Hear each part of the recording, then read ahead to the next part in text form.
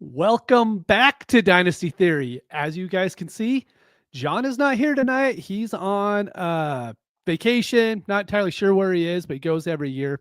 Has a lot of fun. I think it's what all of you East Coasters do is sometime in August, you all go to the beach. I think Dan was there a little while ago, but Dan, I know you just went out to the greatest place in the world, Canton, Ohio, which is like the mecca of the fantasy industry for one weekend. One weekend, everybody goes. I skipped this year, but I know you went. How was it, buddy? Hey, you got a free pass because you're from Utah. I was there networking and talking to JJ Zachariason, friend of the show, who knows Bauer from their Pittsburgh roots, right? And he's like, "Where the heck's JB?" And I forgot JB was on vacation, so I just threw him under the bus. And like, yeah, I don't know why he's not here. One of those deals. But yeah, John's enjoying the good life. But it was really a good time, Mitch. And we were talking a little bit pre-show, and I guess a couple of things I didn't talk about pre-show was, I did 2 redrafts, and let me tell you how hard it was not to trade a future draft pick or get my guy. As we have a my guy episode tonight, I could not get my guy. So I'm going to reflect on these 2 redrafts I did because normally I don't redraft till the home leagues come up with the boys, right? And so hopefully I'll be a little bit better at the home leagues this year, but got to enjoy a good father-son moment as he's doing an online draft now. He's experiencing what it's like to be on the clock, and his patience is worse than mine, which is bad. And Mitch, you're probably the most patient out of the Dynasty Theory clan when it comes to drafts, but trying to teach him some patience there. So great time, great experience. Did the Hall of Fame tour, and did some networking on behalf of Dynasty Theory and the DD Fantasy Network. And of course, I did also cheat a little bit and attended the DFS panel, and got my DFS in there, buddy. How is that? John doesn't let us talk about the DFS at all on this show. So how was the DFS panel? It was pretty good. It was, Derek Brown was on there, and there was a couple other professionals that they were just great dudes. And, it's tough because you're cramming it in an hour, and, I'm like high level up here, want to really dig in. And the audience is a mixed collection of just learning how to play and whatnot. But so I just try to get a nugget or two to think, hey, what can I take and incorporate into my game? And then I spoke with them a little bit after. But man, we're junkies, whether it's redraft, dynasty, DFS, I love them all, best ball. But yeah, I got a little DFS in and I enjoyed. But, back to dynasty mode tonight, man. I'm good when I get back. Well, kind of. Well, so we do this show every year when John goes on vacation. This is when Dan and I get to sneak in an hour guys show. But as we always say, Dynasty turns into redraft here in 3 weeks. If the guys that you have on your Dynasty rosters, if they don't perform, they're going to drop in value. So you might as well treat it as redraft, with a little bit of ageism mixed in, which matters for DFS, matters for redraft, matters for best ball, definitely matters for Dynasty. And so what I definitely need from the chat today is I want to see what your guys are, because before this, it was Dan and I back on the old Dynasty Theory YouTube channel, but now we have thousands of people who watch each week. So leave a comment. Tell me who your guys is while we're going through this. We will definitely hammer it out, and we'll discuss if your guys are going to become our guys or not. But we'll just hit it off first. So, Dan, I'm not going to let you go with your first quarterback on the list because literally everyone in the world knows what the first quarterback is. But you are still on the Caleb Williams train, even with the training camp he's kind of had. How are you feeling about it now? So I did a little digging into my ownership from all my dynasty rosters to my best ball portfolio. And when we were coming up with our guys for this show, Mitch, I wanted to see where like the 2 worlds overlapped, so I had some really like skin in the game for our listeners. I didn't just want to say like, hey, this is my guy. This is the camp hype we're reading this week. I really wanted to show where I had some money in the game in best ball and a lot of dynasty shares. So wherever they intersected the most became my top guys. And I did no surprise discovery. There's a cowboy in like every stinking tier. So I apologize for that. But there is some rationale behind it as well. But Caleb Williams, man, he was, it's just all the talent around him that I love. There are some highlights out there that we've seen in camp that can be concerning, but man, look at those cool bubbles, man. I don't know where that thumbs up came from, but we're like high tech tonight. That has cool. to be on your camera. Dad has like this special camera that. Oh, that's right. Around. When I give a thumbs up or something like that, I think it comes up. That was cool. So if anyone who saw that, that was an accident, but boy, was it cool. It was the camera, Mitch. I forgot there's some hidden feature that I don't even know about, but the Italian in me talking with my hands, triggered it. But Caleb Williams, man, the more I just keep watching, Roma Dunze and my shares rise, Colston Loveland and my shares rise.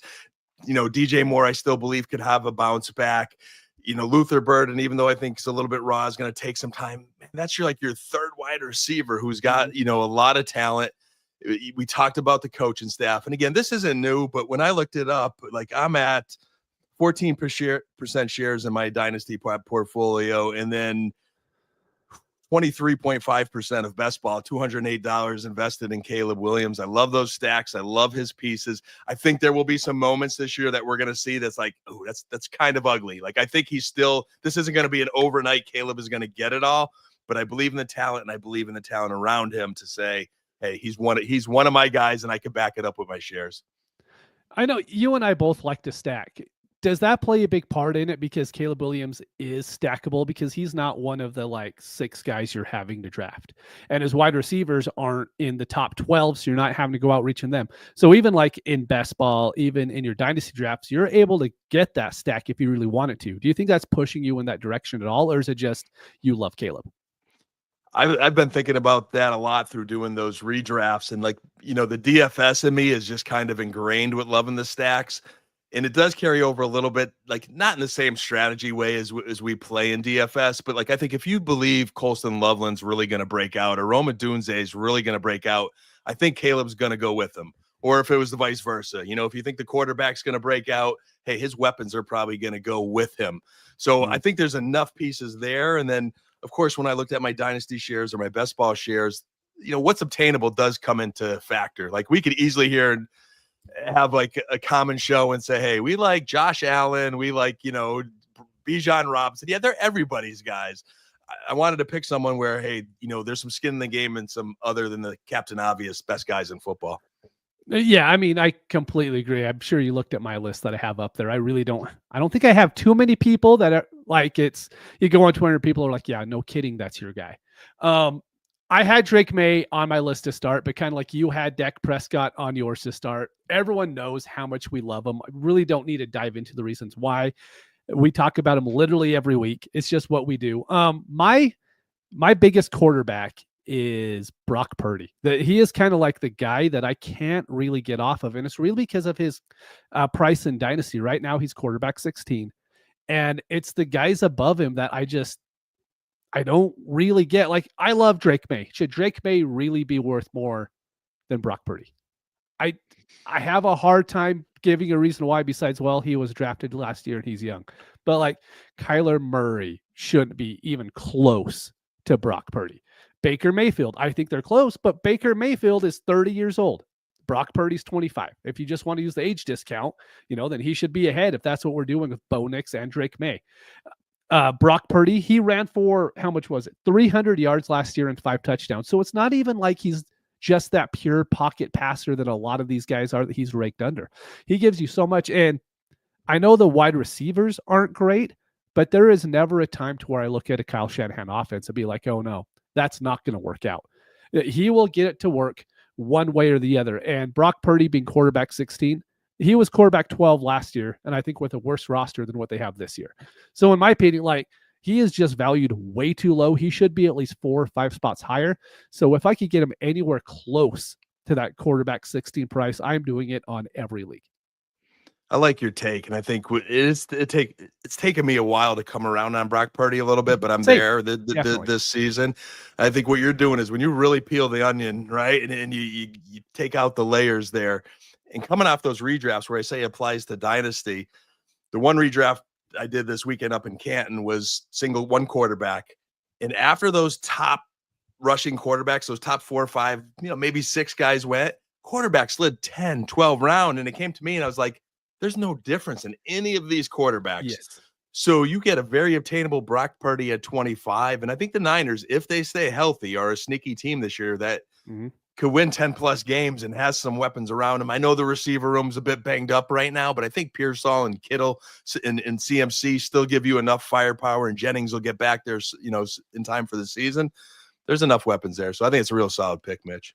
Yeah, it's funny. The chat is like in complete agreement too. But if you go in your leagues, Purdy's very available. You could trade for Purdy just about from anybody. He's not like if you want to go get a Bo Nix, there's a lot of people who are like, well, I'm not going to trade Bo Nix. They're literally the exact same age, but Bo Nix has that hype around him, and Brock Purdy's kind of that forgotten guy this year. So for me, it was just pretty easy to go there. Do you have another quarterback that you really want to hit on? I don't see anyone in the chat brought up yet before we move over to running backs. Yeah, Dak and Caleb were my big ones for obvious reasons. And then when I got to number 3, like my shares are really all over there. Like we've talked in past episodes of trying to get the elite guys. If I was just to make a side note on the elite guys, like in best ball, really it's where things fall to you. But Lamar is my favorite of the big 4, so if, you're on the clock in the draft and you have to have some separation. I liked Lamar a little bit. And then I had some high stakes and spots of like Baker, maybe a little bit more on the obtainable side, but no one that really pops, Mitch, that would say is my guy that fit the category tonight. And I think we both were really 2 guys, and you could kind of nitpick at some 3s. Right. This is a good one that Sean brought up. Trevor Lawrence. Trevor Lawrence is a guy to where he has Liam Cohen now. I mean, dude, he didn't make Baker Mayfield, right? Baker Mayfield was good before him, but he made Baker Mayfield like elite.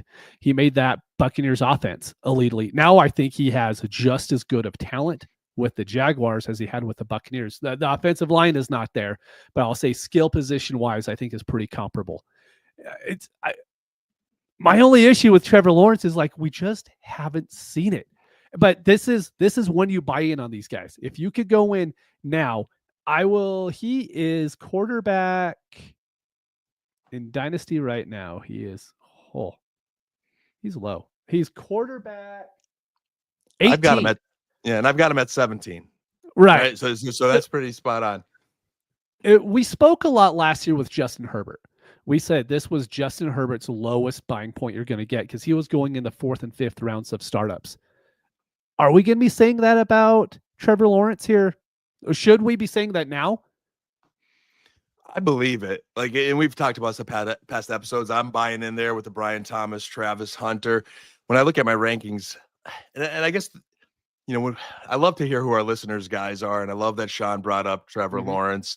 Like he's in that bucket of guys where I have a narrative where, hey, if I could get him and it makes sense, or I know I have a share or 2, I just didn't have enough to list them as my guy tonight.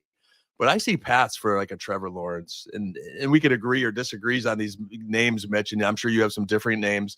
But there's I think a narrative for a Michael Penix, even a narrative for Bryce Young, and they're the guys that I have 17, 18, 19. They're not high in my rankings, but man, they could be a steal. To your point, hey, there was a time when you could have bought Justin Herbert. Although I do feel bad for him, man, and the Chargers. Like you want to talk about a team not catching a break, man. With Slater getting hurt for the year and Mike Williams goes down, the Chargers, they bring back Keenan. It's crazy. Like the Chargers always go through it. The Lions had the one season. We're hoping that's it. But every year the Chargers go through this.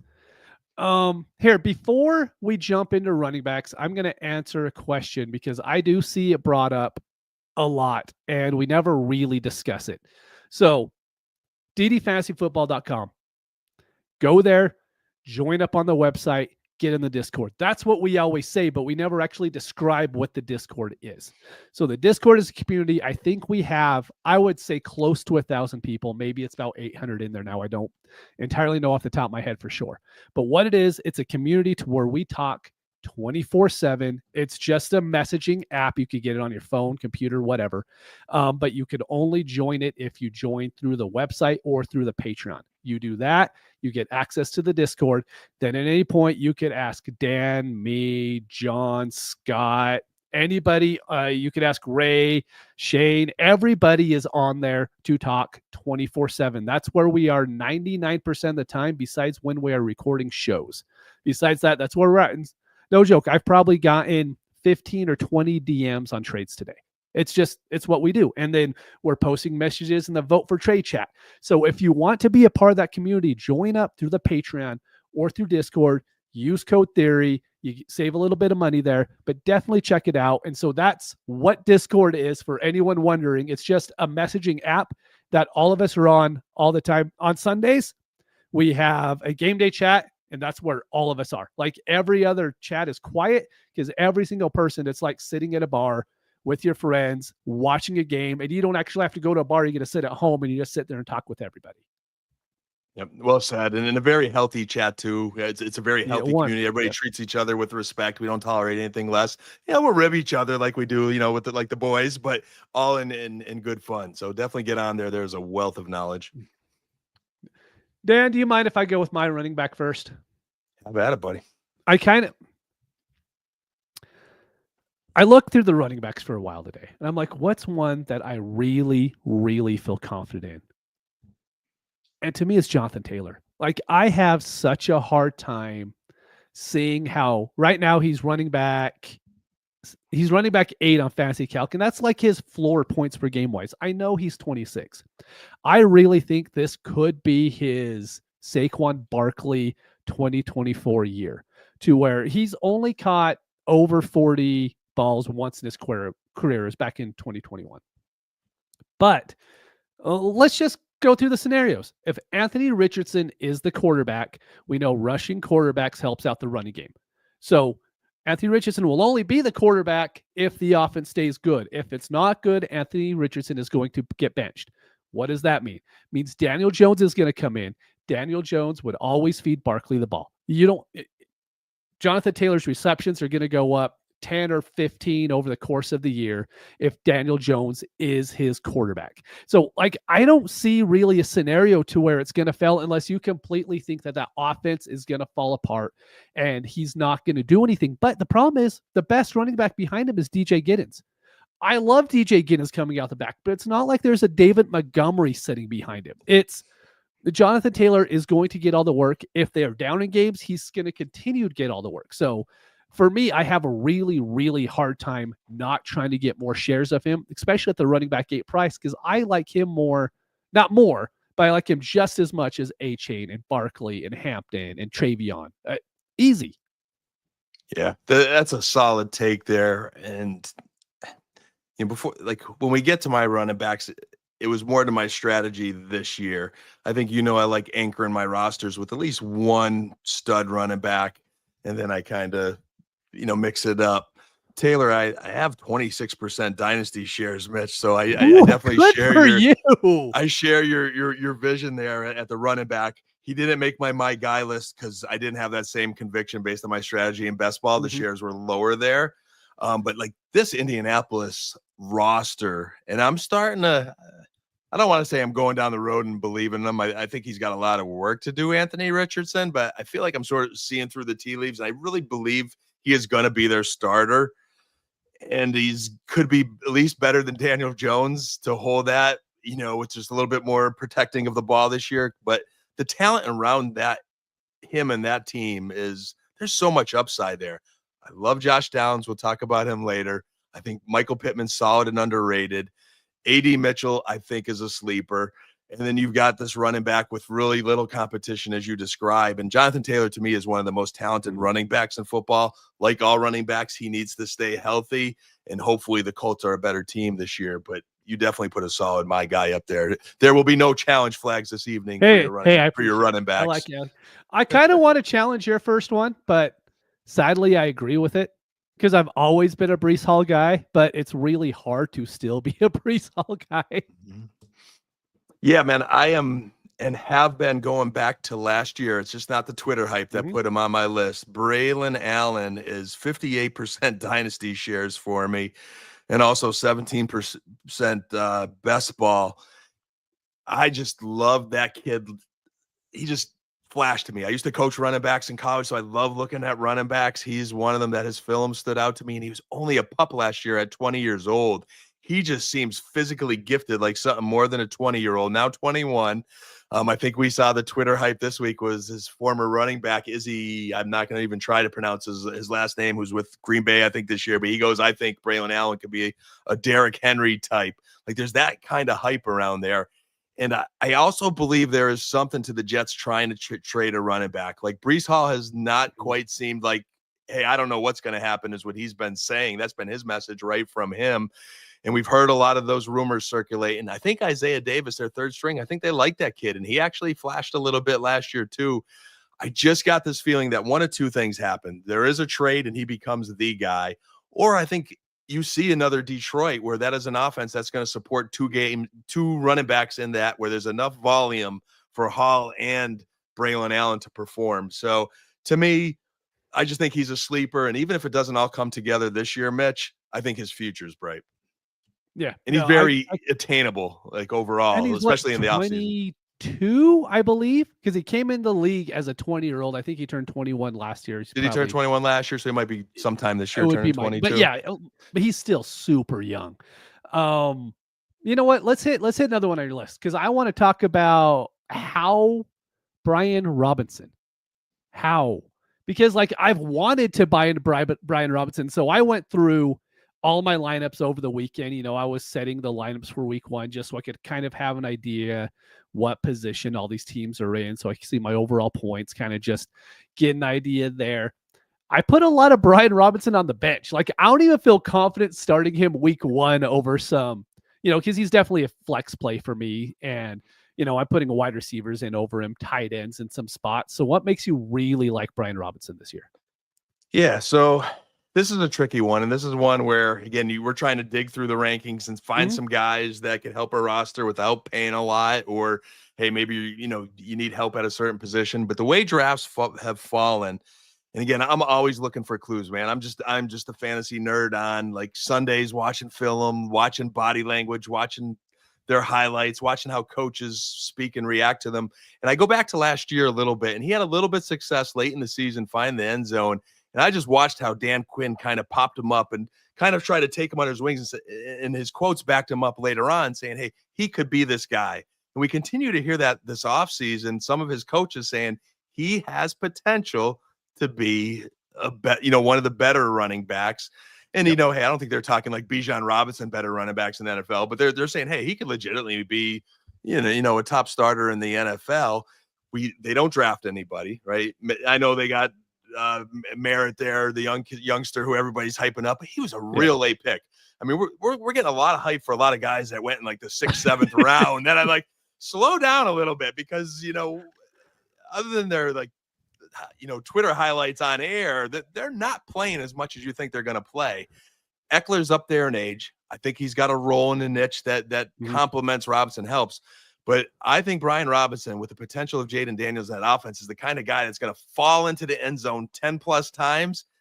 And he's healthy as he has ever been in the last few years. Remember, he got shot in the leg, right? That's not an easy thing to kind of bounce back from. He gets shot. He's had some other injuries, but I think health, opportunity, he's still only 26. Like, he's just entering his prime. And I think a lot of these teams, they've got to invest in other positions. I think if Brian Robinson can come through for them, they'll stick with him. So I just think the opportunity there, I think there's going to be good stats to help any dynasty team. And if he has a good year, it might really be a big payoff. Yeah, I think just going against guys who have been shot just for the sake of it, I think I'm just going to always be in the opposite. Like, if a guy gets shot, I'm just going to have a lot more rostership of him, because it kind of works out. We're going to talk about a guy later too, where I picked him just because I think it's very funny, the takes on him. Everyone knows it makes them really tough dudes, doesn't it, Mitch? Like, you know, it does. Like, we're going to talk about Ricky Pearsall later, and I don't think it's going to be the take that everybody's expecting it to be, but I'm looking forward to it. And I got to say, Brian Robinson, just to close on him, 32% dynasty ownership, and I have 31% and $246 in best ball. So I am in on him. I think a lot of drafts, I'll wait a little bit and run it back, and I'll have my anchor number 1, and I just settle with the Brian Robinson or an Isaiah Pacheco. I think he's in the same exact situation. They didn't bring anybody else in. He's healthy again, and it's a very explosive offense that I think they're going to just, whether it's talent or luck, they're going to get into that end zone 10 plus times. You talking about everyone hyping this weekend was so funny for me, because you could tell who everyone liked pre-draft and who everyone hated pre-draft. Like, if you hated Shadur Sanders pre-draft, you were like, oh, hey, that's week 1. It doesn't matter. They're not game planning for any of this. You know, none of that stuff matters. But if you like Travion Henderson, did you see that kick return?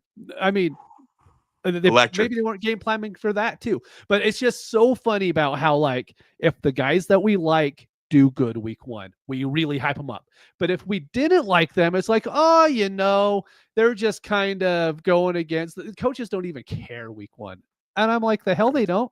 You sent out a message on X and you were like, kind of called me out for last week because I was poo-pooing on Shadur Sanders a little bit. I'm like, dude, I was wrong. My take was if he goes out there and he fails, it's going to be really hard to recoup value. Didn't happen. And he is absolutely, you and your thumbs up emoji. It's great. But he went out there and he killed it. So that point is moot now. Like, so you being on him early puts you in a better position than what I was in. Thankfully, not one person sent me a fourth for Shadur offer. So it didn't happen anyway. I still have all the rostership I had previously. And I mean, I have probably 5 to 10 shares across my Dynasty portfolio of him. So it's not like I don't have any. I just didn't move a single share. Mitch, there's a little bit of my closing thought. I'll get to it more later, but I'm in Canton, Ohio, and it's Cleveland Brown. The game was on at the big party event. It's on the big screen. Everyone's watching Shadur. Everyone has a vested interest in Cleveland, obviously. And I'm like, oh, man, I got so busy that after our show last week because I sincerely wanted to look and try to get some more Shadur shares, and I didn't. I did live from Canton. I'm watching this game, and I'm liking what I'm seeing. I'm like, all right, let me go try to get some shares. And the first league I happened to look in was you. I'm like, dang it, it's Mitch too. But it was too late, man. The market, that's the Dynasty market, right? It goes up that quick. And hey, you're a smart guy. You liked what you saw that night. You're like, hey, he's worth more than a fourth now. Sorry, Dan. So yeah, it's just how it goes. But I just think it's funny how, and it's the same every year. It'll be the same week one. If we like guys, we'll hype them up. If they don't, we'll be like, oh, hey, it's week one. It doesn't matter. All right. So I've talked about Chase Brown a lot, and let me tell you why I'm hesitant on my love for him. Like I have over 20% on my Dynasty rosters. Everything tells you to go out and buy Chase Brown. Like they released Zach Moss. He is going to get all the work. If you look at the end of from week 9 on, he was running back 5, running back 9, running back 12, running back 12, running back 6, running back 4, running back 22, running back 16. I mean, overall, very, very good to end the season. And that's after, Zach Moss was out of the way. But he's also 25, a guy who's never really got all the run until the very end of last year. And these are the guys that I end up falling in love with in the offseason. Like I always bring up Kenyon Drake. Do you remember how he got completely hyped up? He was going as like running back 10 overall. I mean, he got really, and then by week 4, he was completely useless. I don't think that's going to happen with Chase Brown. That's just the worry that I have. Like he is a much better version of what DeAndre Swift is now. And like, I can't buy into DeAndre Swift because I know he's a bad running back. I think Chase Brown is good, but I'm worried that he's not. Talk me off the ledge here with Chase Brown. Yeah, I think I would encourage conviction for you and Chase Brown because I think we're seeing the same things in different guys and in different ways. And I obviously like Chase Brown a lot more than Brian Robinson and Isaiah Pacheco. I often don't I think I put in the show notes for you. Love this take, but sadly, it's not reflective in my ownership. He's just one of those guys that I kind of snooze to and can't get right now, unless it's aligned with where I'm picking in a certain draft. But man, I think where he falls in different than a Kenyon Drake, and his work ethic's unreal. His role on that team, his role in that locker room. I think him and Andre Josivac. If Higgins or Chase ever got hurt, and when they did last year, it was either Josivac or Gesicki that would step up in certain games. Like I think they just need opportunity because we know Cincinnati's like, man, they're funneling to Chase, they're funneling to Higgins. There's only so much of that pie left, but they're guys you want. But when it comes to the backfield, it is all Chase Brown. And it's the same scenario. They didn't draft anyone else high, right? They got another rookie in there that everybody likes, and everybody's trying to find the next rookie. But if he stays healthy, he is I'd be even more excited than a Brian Robinson or Pacheco. But I think all three of those guys are around that same age where their teams believe in them. They're going to give them a contract. And all we need is one contract, Mitch, kind of like Kyren Williams was, right? Like we all knew, we talked about him earlier in this offseason. I told you guys, go after Kyren. What was our reluctance? They didn't quite have that contract yet, right? They keep drafting a running back. So we weren't quite sure. But then the Rams said, hey, we're going to give you, 3 years, and they're rewarding their guys. And I think you're going to get that same thing. The only thing maybe you worry about is that Bengals owner's a little bit crazy there and doesn't want to, pay his guys for whatever reason. He's up there on the Jerry Jones ledge, but even worse maybe. But no, Chase Brown's a dude, man. He's another one. Should be 10 plus touchdowns easy, a lot of catches, and all these guys could catch. I think that's another common denominator of them, but especially in Cincinnati. And in Cincinnati, they're probably looking at 40 plus points a game to win because their defense still has some question marks. That's a very good point. Hey, everyone, please remember to like and subscribe. It helps us out a ton. Make sure after we're done, leave a comment. That helps out a ton too. The more you can share it, the bigger we'll grow. And I just really appreciate everyone that's in the chat right now. Ram, Sean, Frank, Kurt, Grind, everyone who's in the chat. Like, I really, really, really appreciate it. All right, Dan, let's move on to the guy who is. Oh, go ahead. Are you still on running back? I'm trying to keep us on schedule. You always get on John. And like, I'm pretty particular. We're halfway through the show. We're halfway through the positions, but I'll let you go with your third one. I'll be brief. I just got to name drop Jaylen Warren. I think, and I like Caleb Johnson. I love Caleb Johnson's film, but I think for this year, especially this year, he's a guy that can help you win leagues. I think Jaylen Warren's going to be their number one. He's their pass protection guy, which Aaron Rodgers really needs. He is not as mobile. I think we saw one clip on Twitter, man. He looked pretty darn slow. So, like, I think Jaylen Warren's going to catch. He's going to block. He's going to run, have a good year. And also Javonte Williams. These are just guys late. And I know the Cowboy take there. If the Cowboys do not trade for a running back, two things about Javonte Williams. The one report just came that continues to get the most volume in camp.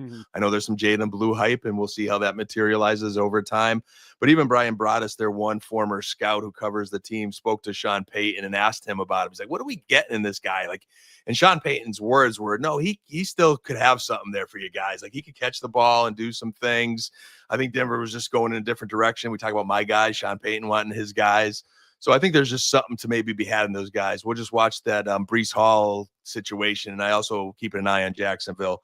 And then I just want to give a rookie take. TreVeyon Henderson, before that return, is my most owned rookie in best ball and in Dynasty. So before that return, I was on TreVeyon as my number one. Jumping on the bandwagon. That's great. My guy bandwagon, non-Ashton Genty. I told you I liked him more than Judkins before Judkins got in trouble. But all right, that's my last second running back takes. Shift this, Mitch. Shift this.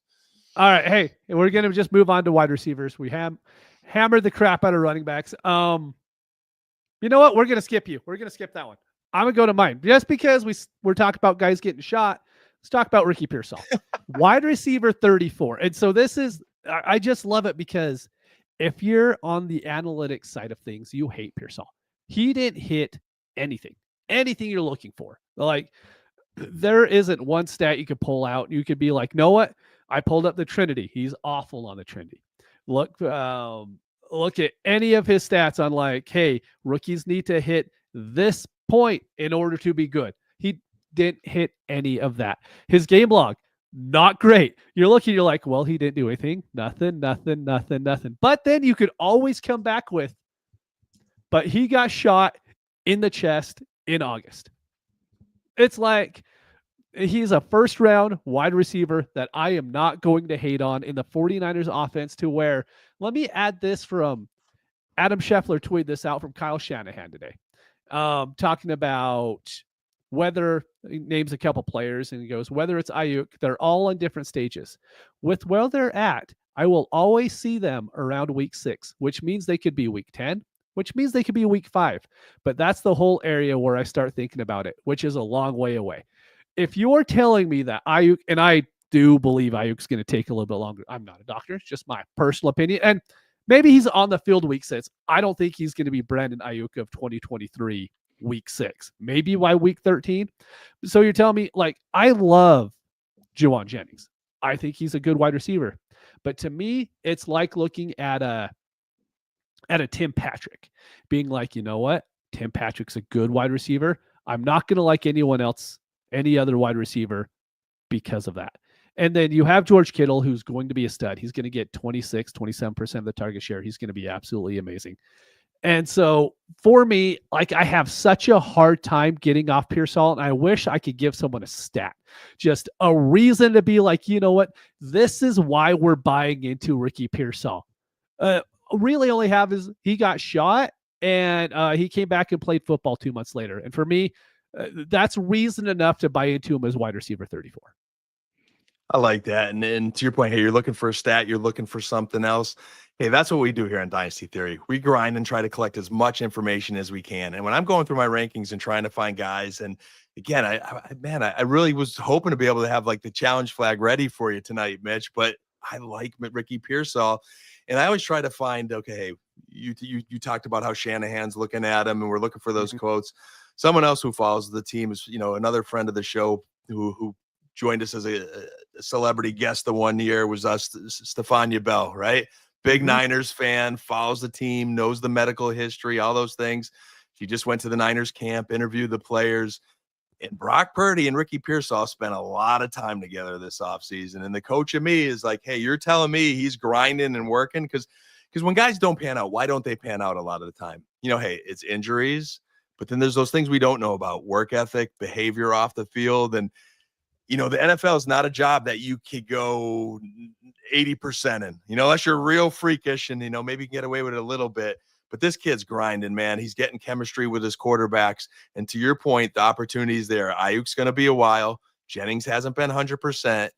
This kid's locked and loaded right now, and I think he's going to have a good season. Shanny's going to scheme him open. So maybe he doesn't have all that analytical stuff that you mentioned, Mitch, like freak talent nature, but he's a good wide receiver. It's just funny. That doesn't have anything to do with this show, but you brought up like the little things we look for, the little quotes that we're doing. Do you want to know why I'm off Marvin Harrison this year? Uh-oh. I'm worried now. Because I'm liking Marvin. Well, we know Marvin Harrison came in, worked out a lot this offseason, gained a lot of muscle, looks great. Kyler came in, and this was like in mid-July, maybe it was early July, but he was like, yeah, I had to make sure that wasn't AI to see that it was actually him. And to me, I immediately go, that means you didn't work out with him all off season.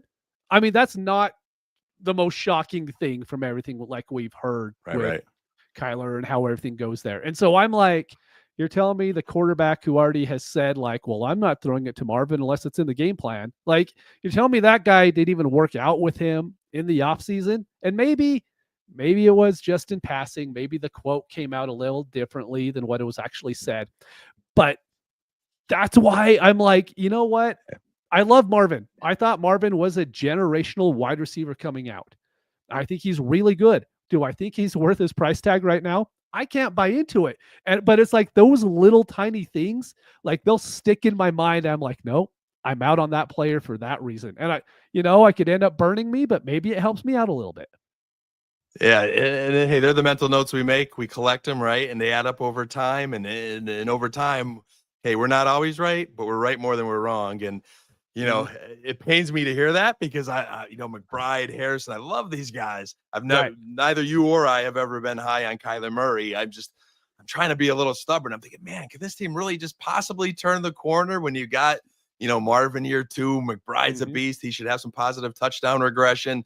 Connor's still got some juice. Benson's looking good. Like there's opportunity there, but yeah, we'll see how that goes with Kyler Murray. He might be the one to dash our dreams. Yeah. All right, Dan, go through a couple of your wide receivers. Yeah, so I got to start with Josh Downs, and I know there's been a lot of hype. Like every time we mention him, whether it's in the chat or it's on Twitter, like he seems to be on like everybody's board these days. But I could not mention him when I noticed I have 42% of Dynasty shares, and I have 47% and $418 worth of best ball shares, Mitch. Like I am just riding this guy. And it's just been a guy that is really at the value. I like Matt Harmon's wide receiver breakdowns. I love the film that I saw myself. I love watching them on game day. I'm drinking a little bit of the Indianapolis opportunity there for Josh Downs. I think he's the team's number one receiver that for a while everyone's been treating like Pittman as the number one. I believe is Josh Downs. So I have just enjoyed getting him, not as my number one, not as my number 2, but he is just a wonderful number 3 or even number 4 wide receiver on my Dynasty team that has a lot of upside. So again, how much of it we see this year, hopefully Richardson can take enough of a jump, and this kid just keeps getting peppered. We'll see where Tyler Warren fits in there because I love Warren as well. But Josh Downs, I mean, he is definitely my guy. Whether it pans out or not, I'm going down in flames with that airplane if it doesn't work because of how much ownership I have. So I definitely go with Josh Downs over Pittman. But honestly, your next guy, like about 3 weeks ago, I was going through the Giants depth chart. I'm just like looking, right? I'm like, why can't Wan'Dale Robinson be for his price and where he's going? Why can't he be very good on that value? And I have a hard time not buying into it unless you're just like that offense is going to completely crumble. But even if it completely crumbles, those wide receivers are still going to get play. And in my opinion, like I said it last week, Daniel Jones is a terrible quarterback. Does make me worry about Josh Downs if he ends up being the starter because like he flat out killed any hope that Wan'Dale Robinson had. So we have probably Daniel Jones being the quarterback of the guy you just talked about, but now Daniel Jones is away from your next wide receiver, but is probably going to have a better quarterback. So how are we going to play this one out? Yeah, and I'm not even sure how much better this quarterback's going to be because I'm not confident like John Jackson Bauer is Dart's and Russ Wilson. Stud. I think Jackson Dart, we hope gets there, and I think Jackson will eventually be a better option than Russ because he's going to throw the ball downfield. And it goes back to your comment before of where we said, hey, we're just taking those little mental notes on guys, and I look for those notes. So I'm watching a podcast last year, an interview with CD Lamb. They asked CD, what wide receivers do you like? Who are you noticing? Now in the NFC East, he sees certain teams twice a year, right? Gets a closer look. And hey, everyone's going to hear, yeah, Chase, Jet, whatever. But who does he bring up? But Wan'Dale Robinson. He's like, this kid has got some twitch and some move to him.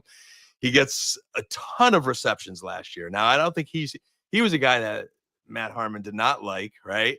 A lot because he's just kind of like a nickel and dime, a short yardage machine. But now the Giants this offseason are saying, hey, we're moving this guy around a bit. We're moving him outside. We're trying to get him downfield. They're trying to do different things with him. So I have this combination of I've always enjoyed watching Wan'Dale play. I think he's a baller. I hear CD Lamb, one of the best receivers in the NFL saying, man, this kid could ball out. I like him, And then I hear the Giants trying to move him around. There's enough little checks there to say I like Wan'Dale. I've got 53% dynasty ownership and 31% best ball. So again, my dollars are backing up my takes there. Give me a lot of shares of Wan'Dale. And then, again, where you're getting him, Mitch, whether you trade for him or you draft him or previous ownership, again, he's another guy that I love as my third, fourth, sometimes even fifth wide receiver on my depth charts. He's just a nice guy on my rosters. So I'll play directly off that. Demario Douglas is my guy. I call him Pop Douglas. John absolutely hates it when we call him Pop Douglas, but he's wide receiver 63. And it's like for that price, he's not going to fail you. Like even if you end up having to give an early third or whatever it ends up to get him, like what does it matter? And we know Josh McDaniels offenses, like they love the slot. We'll see if that was more Brady with him, who loves the slot or kind of how that works out. But I have such a hard time not buying into it. Like I like Kyle Williams. I think Kyle Williams is going to be good. Hunter Henry is Hunter Henry. Diggs is, who knows if we're going to get 3 weeks of Diggs or 10 weeks of Diggs. Maybe we get 18 weeks of Diggs. We just don't know. But I do believe Demario Douglas is going to be the slot wide receiver. I do think that team is going to be playing from behind. And so for that reason, if you could give me wide receiver 63, and I'm like, you know what? Some weeks I need that guy to go into my flex and give me 11 points. I think he's going to do far better than what a lot of guys around his range are. I love that you brought up Pop Douglas and you had him on your list. And although he didn't make my guys list, he kind of is one of my guys. And I do have a pretty decent amount of ownership. And if we play back the Dynasty Theory, film from his rookie year, he was a small school kid that I liked and drafted a lot of them. And if there's a flaw in my Dynasty game, sometimes, Mitch, is that I'm just sometimes not patient enough. Where like I kept some shares, I traded some shares, like Pop was kind of that floater guy because of the New England situation there. But we're watching him here in year 3, and man, he just seems like he keeps getting better. And as much as we talked about Kyle Williams a bit in previous shows, he's kind of a guy that I'm realizing, hey, he's, I think, going to be a good receiver, but putting a little too heavy stock on him too soon. And I think he's First clearly year there, in like, Josh McDaniels offenses for wide receivers do not work well. Like yeah. first year guys do not do well in that. And even like older free agents, remember they brought in, was it T.Y. Hilton? I'm trying to remember. They brought in an older Colts wide receiver, and you're like, oh, he's going to do good. Dude, even see the field. Maybe it wasn't T.Y. Hilton, but No, it was the names other Colts escaping me. receiver. I know who you're talking about. Yeah, but I Oh, mean, it's going it's to drive just me nuts. yeah, someone will say the name in the chat, but that offense is really hard to get a hold of. And so, like, if you're not already in the building and working, I I love Kyle Williams, man. I just can't buy Yeah. into it. That other Colts receiver who we're not remembering, someone in our chat, who is that Pro Bowl Colts receiver that went to New England and then retired because Yes, he couldn't take it. He exactly. wasn't getting that opportunity. That exists, and it's a good reminder of knowing the OC. But he's feeling more like a wide receiver 3 or even 4 on that Patriots roster. So I clearly think Pop's going to be their number 2 this year, and he is just a one twitchy dude, man. It's becoming a better receiver. I lift my ink pen up, so it created that thumbs up again. Thumbs up for Pop, Mitch. Love him. I love it. Hey, do you want to hit your third? Yeah, I just gotta. For my third on my list is just like the name drop of guys that are like on the cusp or in there. Man, obviously I have a lot of Lamb and Pickens. Lamb, he's just my premier guy. I love Lamb, and it's worked out for me. A lot of shares. Obviously, it's a Cowboy, so I love to have him. George Pickens, pre-Cowboy, I had a ton of shares. Like if we had this episode, and I know we did, I think, but like last year, my guys, George Pickens was my guy coming out of Georgia. I was a little disgusted with his body language last year, but I still hung on to enough for shares. Actually, no one wanted them before he became a Cowboy. But man, you're seeing it in camp. Like he is lighting it up. So I have a lot of ownership in Pickens, 26% in Dynasty, 31% in best ball. And then I got to mention Matthew Golden to nauseum, right? But it's starting to come to fruition, man. He's running first team there. All right, Jaden Reed's on the bench in those two wide receiver sets. So he's my highest owned rookie, like Henderson was at the running back position. And then just honorable mention in case this pans out, Mitch, I have 68% dynasty shares of Luke McCaffrey. And it's because he's on the bench with everybody else. Like you can just pick him off waivers in every other league. Super cheap, man, Luke McCaffrey. and like really think about that Washington situation. There's McLaurin, who's in this holdout state, but I think he'll be back and he'll figure out, and he's their number 1. Debo's their number 2, but like I'm still not buying any other wide receiver. He is Christian McCaffrey's brother that was a converted quarterback that the Senior Bowl staff last year and some other big names were saying they expected him to break out late last year, and it didn't come soon enough. I think he just needed a little bit more time, but don't lose sight of Luke McCaffrey. So before we move on to tight ends, I'll hit this one real quick because I think this is something that Discord will hit. We'll have a fair amount of topic about this. But with the injury today, there's a hamstring to Raymond. Does this make Tesla a more viable option for the Lions? Well, as the Lions fan, let me help to answer. So here's kind of the issue, right? Without another injury, just target share alone, you're looking at about 25% to Amon-Ra, who's going to probably get a little bit more than that. Gibbs is going to catch more balls this year. We all know this. So that's another 18%. You're going to probably have another 20% going to Sam Laporta. Jameson's going to be close to 20% as well. Then you still have Tim Patrick. Then Tesla is going to get work. So yes, is he someone that I want to have on my dynasty rosters? Yes. Could he be a play if an injury happens? 100%. That could always happen in the NFL, right? So, but like, it's going to take injuries and stuff for him to play into where some other guys around his value right now, they could probably get work week 1. And here's the hard part too, right? Say Jameson goes out, gets hurt, misses 6 weeks. What happens the second Jameson comes back? Tesla's going to go the backs. Then Jameson's going to come back out. And so, yeah, I like him, but that's just my worry with Tesla is there's already a lot of mouths to feed, and he's not going to be a mouth that's going to keep getting fed if everybody's healthy, in my humble opinion. Hey, you're the Lions expert on this show, and I think you give a great take on Tesla. And I know I'm getting roasted with my McCaffrey rant there. But guys, like our dynasty rosters, right? At a minimum, we've got like 28 guys on the roster. You've got to have some stashes. I don't think he's equanimous St. Brown, all right? I know he's related to Amon-Ra, but there's different talent levels here. But like the Lions really like Tesla, and I think it's just going to take time. Tim Patrick's not going to last there forever. No. I think they're the guys you just want to stash on. I probably do need an intervention, Frank. You're not wrong. But I'm telling you, these are the guys, if you have a choice late, deep in your roster, these are the guys you want. All right, Dan, let's hammer out these tight ends quickly. But first on your list is Brock Bowers. It says Brock Bowers or bust. What is considered a bust for Brock Bowers, though? So I think that's kind of the question. If you're drafting him as tight end 1, what happens if he's tight end 5? It doesn't sound like it's a huge drop, but value-wise, that's a gigantic drop if Brock Bowers doesn't end up as tight end 1 or tight end 2. And that's a little bit of the worry, especially in my best ball shares. So Brock Bowers, I have 32% ownership in Dynasty, which is a pretty hefty amount for a good dude. And in best ball, I have 51%, $379 worth of Brock Bowers. I've been hammering them almost, unless someone takes them too early, I've been getting them early. We've spent so much time talking about the tight end position and Dynasty.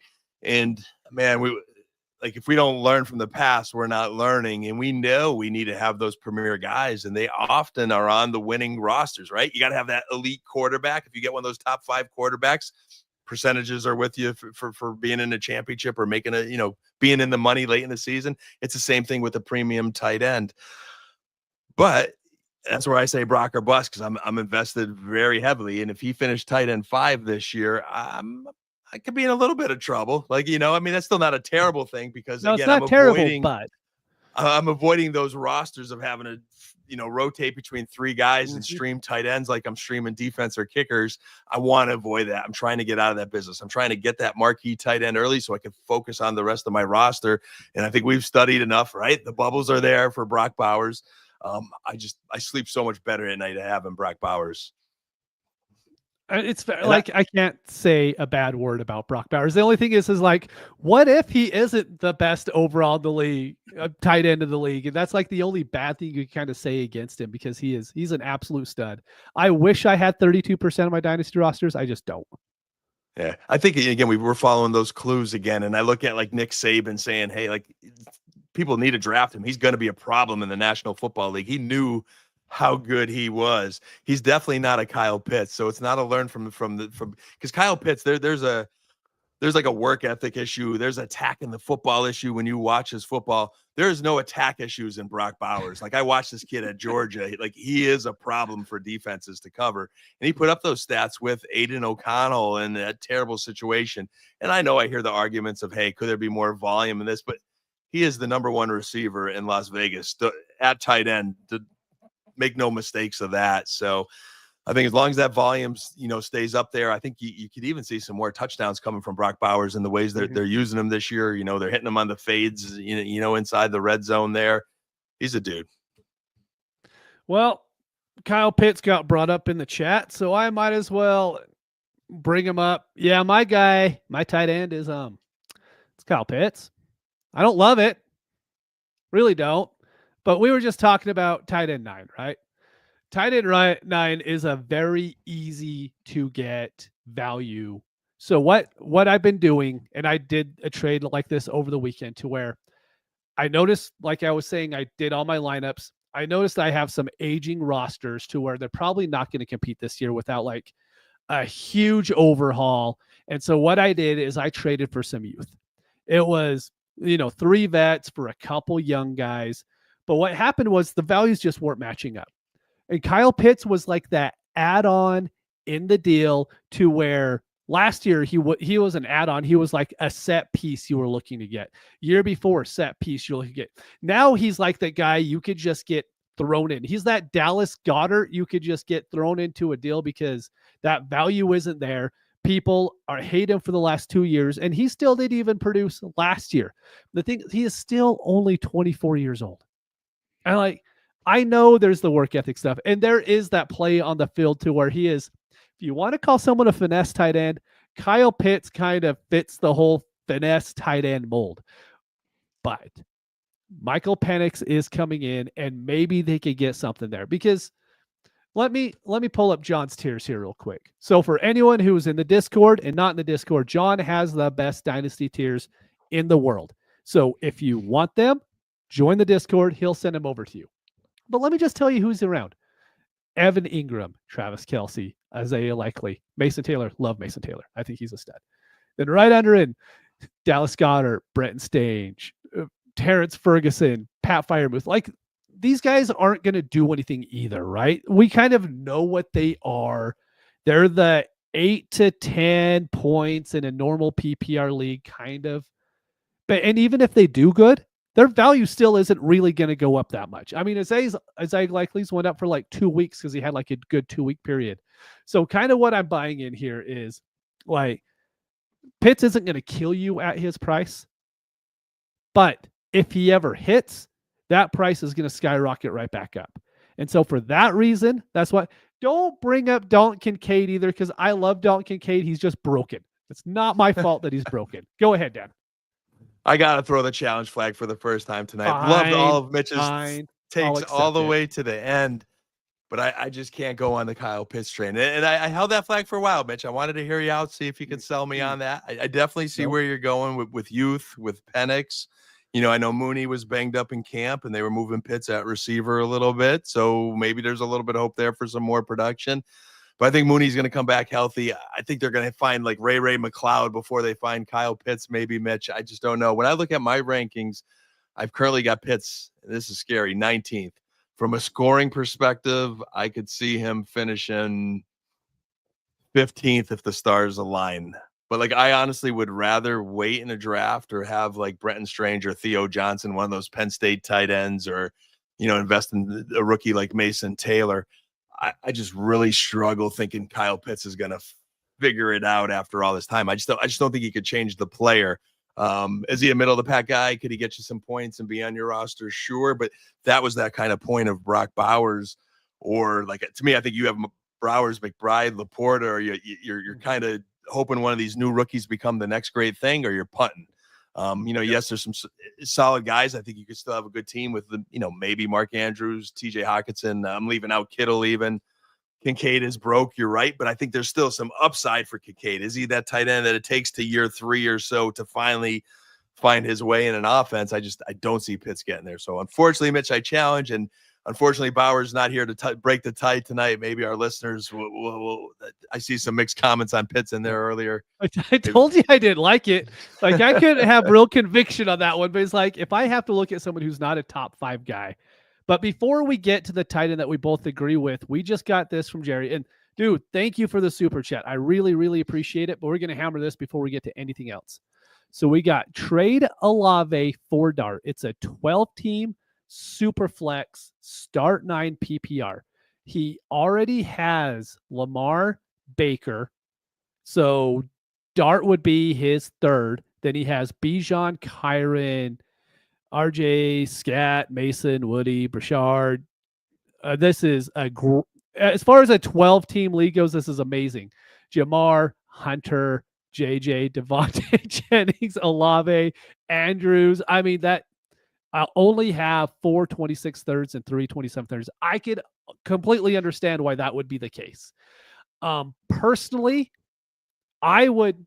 So let me tell you, in 99.99% of the leagues, I am trading Olave for Dart, and I have no issue doing it. But looking at this one, if Andrews is your best tight end, just because he's hard to count on for a full year, I would look to move Olave or Jennings or Devontae and try to attack a tight end. And he's got Tyler Warren, though. He's got Tyler Warren. Oh, Tyler. I think there's his tight end in the future. No, you're right. You said Warren. In my head, we talked about Jalen Warren earlier. Jalen Warren, I had a feeling, Mitch. Okay, I'm wrong. I would personally trade Olave for Dart. I saw Warren and thought Jalen, but yeah, if that's Tyler Warren, I'm completely doing that. I'll take a quarterback over a wide receiver every day. Chris Olave has been one of the most polarizing players in Dynasty or best ball for me this year. A combination of the concussions and that quarterback situation. There's a lot of risk. So, hey, if you're believing in Dart, and hey, the Giants invested in him, I think he's going to be their guy unless they go 0-16 this year or something like that. They got a really tough schedule early. They could get draft capital to go after a quarterback again next year. So there is that possibility. But more signs point to, hey, Dart will be their guy. And Olave is a good guy, especially based on your roster. You're set with the receivers you have. You won't miss him even if he does have a decent year. And if we're following X over the weekend, Dart is a guaranteed Hall of Famer because he threw a touchdown pass in the first preseason game. So, like, math just checks out there. Well, Russ Wilson dinked and dunked, and that's only going to go so long. Yeah, that's not fun. Week 1. Okay, Dan, I'll let you bring us home with Jake Ferguson, who is on both of our lists. Hey, we're twinning for the first time tonight, man. The Jake Ferguson shares were there, and I'm 58% Dynasty and 23% best ball there. That's hard to do to get 60% of anybody that has real value, so that's pretty good. Yeah, but I was big on Fergs last year, and I know he didn't have the year that we all hoped. But again, starting like week 5, Cooper Rush was his quarterback. The guy had multiple injuries, including a concussion last year. This year he's healthy. He got the new contract. So Dallas is saying, hey, we're investing in you. He was the tight end that replaced Jason Witten. Like, Witten mentored this kid, took him under his wing. He knows work ethic. He's tough. He did try to play through injuries and stay on the field last year. You get Prescott back with Pickens and Lamb outside of him, man, there's going to be a lot of one-on-one coverage for Jake Ferguson and some other targets this year. I think Avonte Turpin's going to get some burn, but Ferguson is going to have a good year. The Dallas offense is just built for the tight end. We saw it with Dalton Schultz. Sometimes Schoonmaker got in there when Fergs was hurt, and Schoon did okay. As long as he's healthy, he's going to produce. So, and he's young. He's in his prime. He's got a contract. I think you get a few good years as long as that Dallas offense keeps motoring along in Jake Ferguson. And he's a good value. Again, when you can't get those big names, this is where I land on my rosters. And, you try to get those young tight ends with them and give them time to develop while Fergs helps you win this year, hopefully. Yeah, right now he's tight end 18 on Fantasy Calc, but I'm wondering if that's one of those. There haven't been a lot of trades for him, so his value hasn't changed, because if I have Ferguson, I'm not moving him. I think if the vast majority of people have Ferguson, they're like, well, why would I trade him at that value when I think he could easily be a top 10 guy? So it makes you wonder if the value just hasn't quite caught up to where his actual real life value is in leagues, because I completely agree. And I know you want to bring up the rookies to close it off, so go ahead.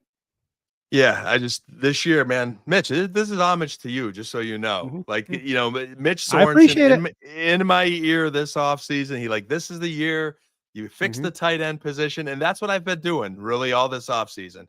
So, I got my high Bowers shares, but those rosters where I don't have Bowers shares and I couldn't get McBride shares, and some of these tight ends are aging, I went and attacked these tight ends as much as I could. Part of my strategy, I'm very aggressive in trade and draft capital, but I still have some or made some moves on draft day.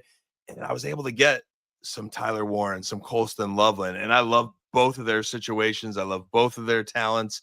I've loved grabbing them in best ball as well. And I got high ownership in both of those kids, but I think they have the best chance of any tight ends to join that upper echelon category there. I just think they're different. The team invested the draft capital in them.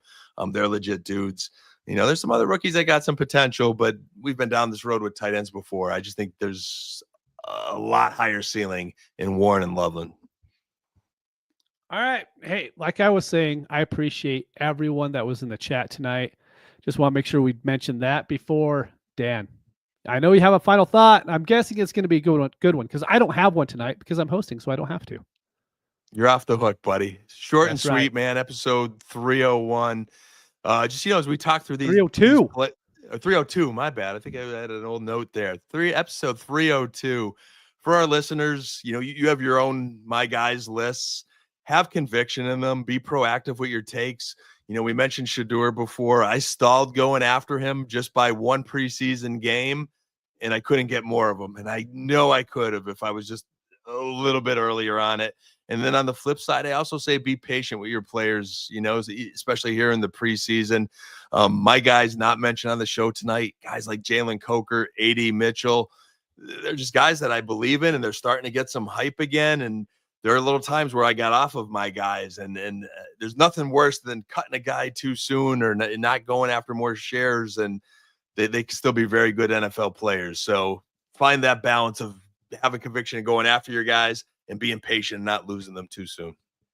All right. Big Diaz snuck one in at the very end. Thank you for the super chat. I appreciate it. Okay. We got best ball, 12 by 11. So 11 starters, 12-team league, Superflex. 0.2 for first downs, 0.5 PPR running backs, 1.0 wide receiver, 2.0 tight end, 50-yard tight end bonus. Special teams yards. We have points for everything in this league. Have Tua, have Dak, Tua, Penix, Dart. I project the first can be early. Do I send May and Scatterbro for 26 first, 26 first, and 27 first? So 2 first, future years. In my opinion, even if you're projecting them, they need to be extremely early to only trade 2 firsts for May. And if this was Bo, this isn't just a May take for me. If this was Caleb, if this was Bo Nix, if this was any of the young guys, I'm not moving them for hopefully 2 early picks. I'm not doing it. I need to have a set piece coming back. And right now, Scatterbo, he's whatever. Like, he's just a whatever part of this deal for me. Yeah, and those 26 first and that 27 first are very tempting, and he's projecting they can be early. So I see the allure there. My worry about it is there is a path there where Drake May is the next great thing there with Herbert and higher, and like he's got that potential. I think Mike Vrabel is going to get the best out of him there with McDaniels. When you look at your quarterback room, and put that back up, Mitch, that trade really quick so I don't lose those quarterbacks. Hey, as much as I love Dak for the next 2-3 years. He's had some injuries in recent years. Now he looks in incredible shape this year. All right. But he's not getting any younger. Tua, we know the concussion history. Penix, I'm a little bullish on that. I like him, but hey, could he escalate enough to really give you a high ceiling? And Jackson Dart and the Giants, man, there's a lot to prove in New York. So those 4 quarterbacks, there's a lot of potential in that room that you have. But I'd hate to see you regret losing May. So I hate to say it. I'd ask for even more, or I'd just hold them, and I would really try hard to trade any of your other quarterbacks. Completely agree. Hey, all right. As I was saying, thank you, everybody who's in the comments. Like, it makes the show go by so much easier, so much more flawlessly. I really appreciate you all being in there. Please like and subscribe. It helps us out a ton. Go and join the community at ddfantasyfootball.com. Go to the Patreon. Check that out. But like I said earlier, get in the Discord. That is where we're going to spend 90% of the time here in 3 weeks, 4 weeks. We have NFL football. We'll all be in the game day chat. Every single host that is on the DD channel that you watch on YouTube is in that chat. And we are talking every single Sunday and Monday nights and Sunday nights and Thursday nights and on Thanksgiving. We're in there all the time. So please come. Once you join, you won't leave. But like I said, thank you, everybody. Thank you for watching, and we will see you next week.